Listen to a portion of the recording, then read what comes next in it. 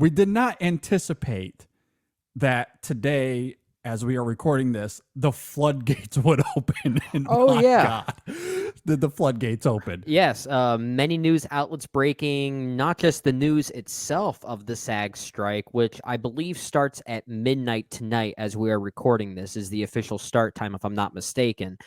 Yeah. But also some of the verbal rumblings that apparently have been apparently that have been happening behind the scenes. Apparently a few flies on the wall have been letting loose some of the conversations that have been happening that some studios were willing to financially offer, that kind of led to this breaking point for these actors. Yeah.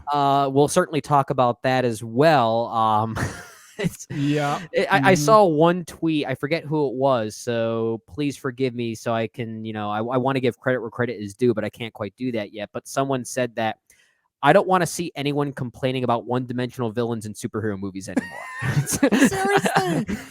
Seriously, or these movies that are about the wealthy eating the rich, which was a prominent theme last year, and as derivative as they may come off, or it's a little misguided or one note.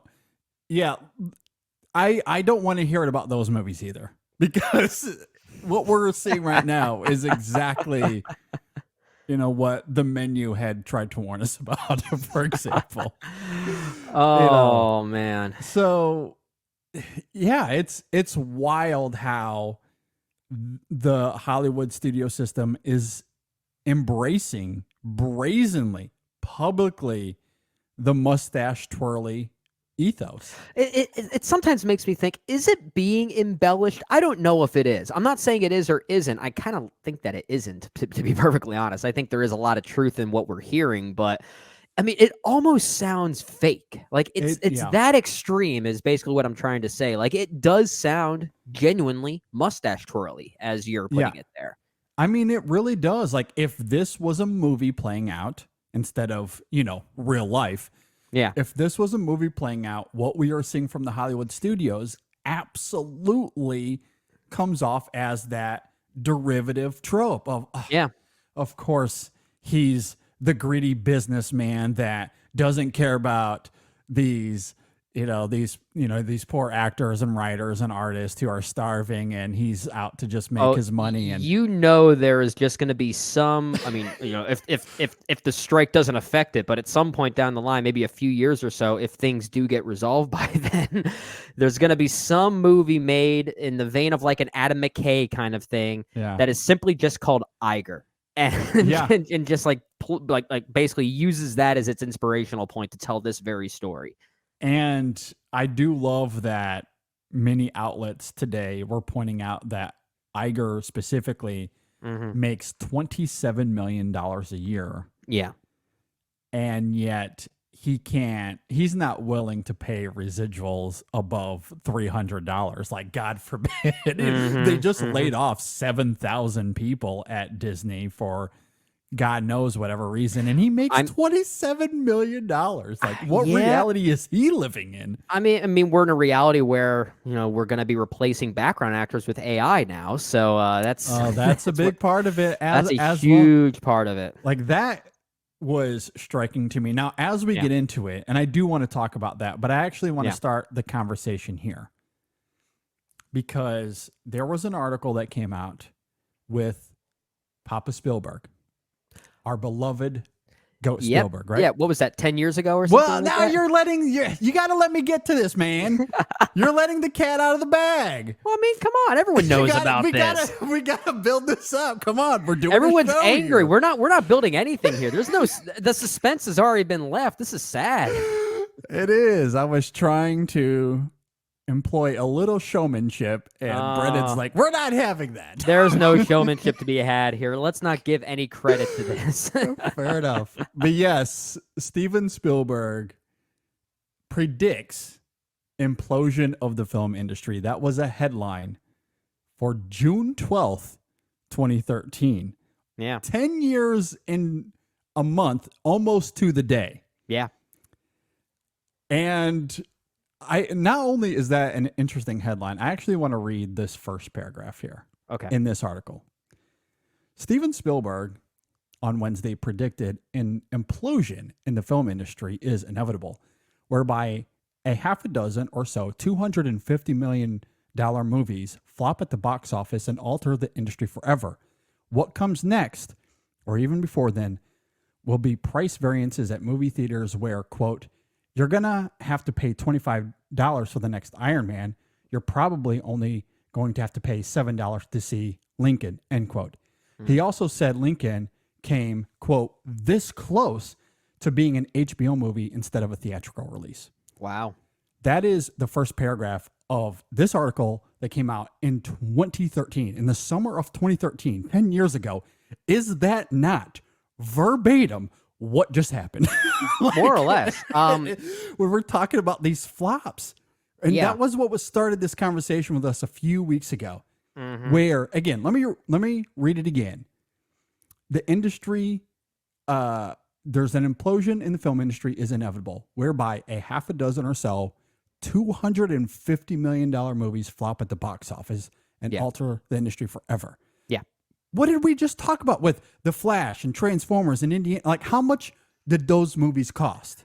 Man, at least that or more. Spielberg, Lucas, where is your time machine? I want to try and take this for a test ride myself. Yeah, seriously. So, like, that's exactly what just happened. And I find it also fascinating because in 2013, yes, Netflix did exist, but the streaming wars had not begun yet. No. The only other option at that time was HBO. Yeah. And Spielberg states specifically that Lincoln was almost an HBO movie. So even at that time, the seeds of what we're getting now was very much there, and he could foresee where this was going to go. And how many times have we seen movies like a Lincoln, in a broad sense, a big historical epic of sorts that would nowadays be a Max original or something like that? Look at Scorsese, right? Like something like The Irishman. Like Netflix had to fund that. So to Spielberg's point, Lincoln, if it came out today, would have to be an Irishman. It would be a Netflix or an Apple funding that, not a theater system. No. So it was very prescient the way that first paragraph is. Like, I read that today and it blew my mind. I think the word that he used that I think is so appropriate is implosion, right? Yes. Because it is literally happening within the actual system, and we're noticing that now, and we're seeing the residual effects of that, and it's damaging and it's devastating. And we've talked about that for many, not even just weeks. We've been talking about this for years, sometimes offline. A few times it would make its way into our conversations, and how we notice we notice these things, whether it be directly or indirectly, affecting the quality of films, and audiences are starting to take notice, and that then bleeds into financial troubles. So we have been sort of seeing this firsthand. We're just now noticing, or verbally noticing, the root problem even more that we always knew was there. And it makes it even more devastating to know how right Spielberg was for the past decade. Even that's just insane. Yeah, absolutely. Because we knew that the industry was heading in this direction. You're right. We've talked about this several times before on the show. But COVID certainly progressed all of this by about 10 years or so. It exacerbated it pretty quickly. Absolutely. And then the other big thing, and you noted this a few minutes ago as well, the inclusion of AI now. Yeah. Which I also find hilarious because Hollywood itself has warned us about AI and its destruction for years. For decades, Hollywood has been delving into this topic itself. Come on. Why can't James Cameron just be the head of Hollywood? Because he knew about this all along. He did. And and he would also be someone that would use AI right if it came to it. You know, he would find a way to integrate it within the Hollywood, or the classic Hollywood structure that we still love, right? He would find a way, but yeah, he's someone that's been warning us about this for so long, and now we're seeing it firsthand, which has become even a bigger problem. It's no coincidence that the two unions that are striking right now are the ones that are arguably most affected by the use of AI and the Hollywood Oh, system for now. sure. No, that is no Yeah, coincidence. yeah, Absolutely. And in the world of marketing, which is where I spend a lot yeah, of my daytime, AI is a prominent tool. You see it everywhere, yeah. and it is a useful tool in the right hands when utilized properly. However, when it comes to something like journalism, we've seen Mm-hmm. a lot of outlets just straight up destroy their writer staff Yeah, and are almost entirely reliant on AI, which is yeah. devastating. And then now with the Writers Guild, Hollywood is obviously wanting to do the same thing. They want AI to write scripts and human beings to simply touch it up. And I don't know how that will work. I don't see Well, that being something that will be sustainable. I don't either. Well, because what you're doing with those specific situations is that you're taking away a voice, right? A Yeah. unique voice, and this is not just affecting movies and television within a Hollywood system like that. It could even affect, really large scale content creators, YouTube creators that actually function like a business, right? Hmm. If they were to actually employ AI or Chat GBT into their workload, it completely affects the those that are actually working behind the scenes there as well. I mean, you're right. There is definitely a positive use that could come from that in the right hands and in the right way. It could be, useful, and from a time standpoint, for sure. Like I think I mentioned this once before. When my band had a gig, it was a very last minute gig. We used Chat GBT to make our set list.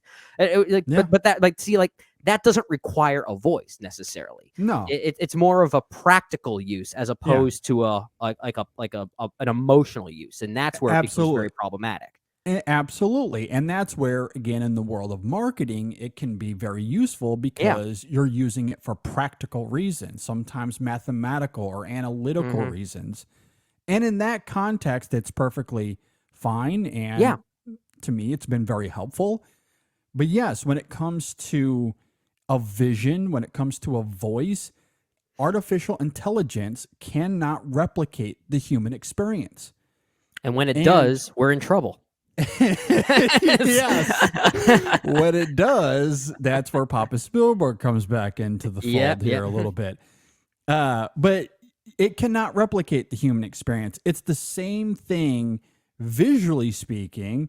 And this circles back to today's events Mhm. because we found out that the studios proposed AI as being something where they scanned actors' likeness for 1 day's worth of pay and then Mhm. using that likeness in any form without any pay or consent moving forward, which is nightmarish. Do you know what that sounds like? That sounds like Hollywood scanning your image and saying, "We own the way you look now." Yeah, It's like that is that's just exactly that. what No, it that, is. and that's not how it works. Yeah. You can certainly ask colleges about this because college sports is in an uproar over the last few years because Mhm. athletes have taken power into their own hands to fight this exact same thing. Yeah. Well, maybe not exactly the same thing because it's not AI rooted, but the idea of Yeah. likeness is their own. Yeah. And they've taken control of that. And now college athletics is a very different animal than it was just 3 or 4 years ago. Right. And now the Screen Actors Guild is having to fight this same battle, but maybe even on a steeper uphill because the inclusion of AI certainly adds a more prominent Yeah. or a more challenging hurdle that they have to cross here. And the thing that upsets me the most with this specific example that we're talking about is that specific role that they're saying that they're going to take a likeness of, which are the quote unquote background actors. You have actors out there that are part of SAG, part of this union, who might be looking to escalate up the ladder, right? They're really, they need Mhm. this work, right? So if they realize they're going to be scanned and used for other properties, but they don't have to work for those, Mhm. and they're only getting paid for that one scan of likeness that they're taking, that completely limits how much that they can actually make a living off of. But that's just the beginning. Exactly. What it will evolve into is Well, Harrison Ford doesn't have to really be in this scene. He's just standing there. It's these other two characters talking. So we'll just CGI his likeness into this frame. Yeah. You know, that like it might start with background actors, but it will quickly evolve to prominent actors who don't have to act in a certain frame or in a certain scene, and their likeness becomes included into the frame. Yeah. Because of this. And I can't foresee that being something that these actors want. I mean, and I, as a consumer of art, certainly don't want it. And I want to circle it back to that human experience, because it's not just writing, obviously, and perhaps even more prominently with visuals. When we see these AI videos that come out, we talked about this a few weeks ago with Wes Anderson, but certainly there are many other examples. It is like the uncanny valley is extraordinary in these videos. These AI tools, these systems cannot replicate human beings in a real sense. Yeah.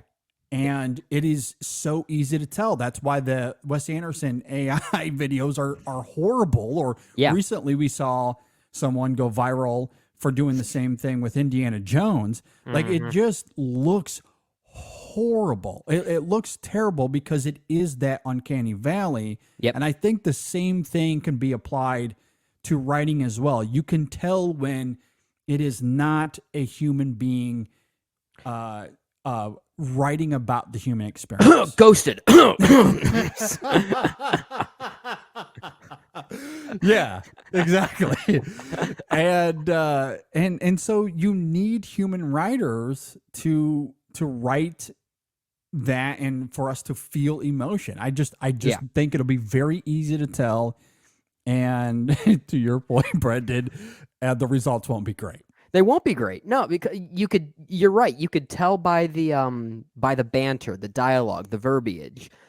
There is a voice on the page. I mean, you read a script by Paul Thomas Anderson and then you read a script by Wes Anderson. They're not going to even look the same on the page, right? No, it's a very completely different tonality. And that is something that AI cannot replicate. And thank God it can't replicate that, because if there's anything that's going to destroy this trajectory, it's the realization that that is still the case. And hopefully that is the realization we come to. But from an actor's standpoint, we sadly have been kind of seeing this already for some time, just in a different way. And that's, like the resurrection of dead actors in new movies. Yes, like, let's say Peter Cushing, for instance, in Rogue One. It's certainly a different situation, but also not really, right? I mean, in some ways, it is kind of the precursor for what we're talking about here, and how that could then tailor to well-known characters or even well-known actors that can't be part of the film, even if they're no longer, or I should say, even if they're not, for lack of a better term, dead. If they're still alive and don't want to do that property, they can get scanned digitally into a movie and say they're in it. And it's just it's a wild theory that exists around that. Absolutely. And when Rogue One came out, there was a lot of controversy around it. Disney got into some hot water. Yeah. And I don't think it's something Lucasfilm did not want to replicate later on. And studios, I don't think, want to touch it in that regard. But maybe if they can get away with this AI thing, maybe that will be less controversial for them. Maybe they'll do it anyway. I don't really know. By that point, it's going to be part of the writing. It's going to be part of their contract, essentially. And that's a scary thought. Well, and here's the other thing, too, that I'm really curious about is audience and how they respond, right? Because part of why, that film was controversial is that there were a lot of people that were like, this is a bad idea. You probably shouldn't do this. Yeah. And so when these things come up later on, or when there's discussion of, who's going to replace General Leia in, in Rise of Skywalker. Yeah. There was a lot of, or Last Jedi. I'm confused. It was Rise of Skywalker. Yeah, she was still alive after Last Jedi had been filmed. I think she passed away just as that movie was being released. Gotcha. Yeah. Either way, my point being is, like, when these opportunities arise, and when that one certainly arose, Lucasfilm was like, well, we're not doing the computer generated thing. Yeah. And then it became a talking point of, is she going to be recast or not? And, and I bring that up to say, if this AI thing becomes something that the studios are allowed to use, and hopefully we don't get to that point, but if they do win this battle, what if audiences reject it? What if they don't like it? What if they don't want that? What if they want human beings in these roles? That's a great question. And I mean, this is why marketing in a general sense is so important. Marketing strategy, right? Because we need to know what the voice of customer is. I mean, we would reject it, right? As critics, as lovers of film, as advocates for the preservation of film, of course, we're all going to reject it. But the question is, are we just a loud minority in all of this? Maybe. I don't know. And I'm not saying we are or we aren't. I honestly don't know. I think a proper poll would need to be put in place to see what that is. Because what if we're getting to a point where general audiences are so that they become so desensitized by the way that modern Hollywood has been operating that they don't feel very fazed by this thing? And that's the scary part for me, at least, because if they're unfazed by it, then Hollywood feels no responsibility not to do it, and it's a wild thing.